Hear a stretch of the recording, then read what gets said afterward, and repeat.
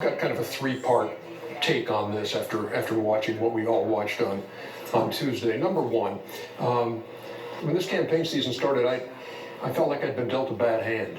I had these couple of choices, and there were trust issues with Hillary Clinton I couldn't get past, and there was this inflammatory rhetoric from Donald Trump, which to me was incomprehensible and indefensible. I couldn't vote for either one. For the first time in going to the polls for 42 years, I hit the write-in button, and I voted for John Kasich. And I left knowing that John Kasich wasn't going to win, but I left with a clear conscience because I had him settled. Number two, I'm hopeful.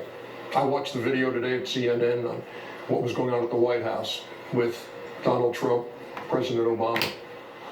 I was hopeful and I was encouraged that there will be a difference between the President Trump and the campaigning Trump.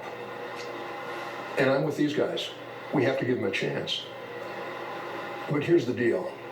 I just hope that he's all in fixing the wounds in this country and the divides that separate this country.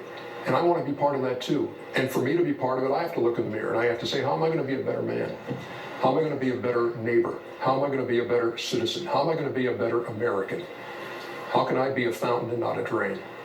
And number three, I know you're not supposed to talk about politics and religion, but we're already talking about politics, and so I'm going to go the R direction too. I never know from one election to the next who's going to be in the Oval Office, but I always know who's on the throne. And I'm on this earth because God created me, and that's who I answer to. I'm a Christian. I follow this guy named Jesus. You might have heard of him. And the greatest commandment he gave me was to love others.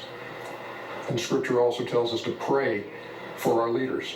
And that's what I'm going to do. I'm going to pray for Donald Trump. I'm going to pray for all those people right now who feel like they're on the outside looking in, who are afraid at this point. Pray for them too. In short, I'm praying for America.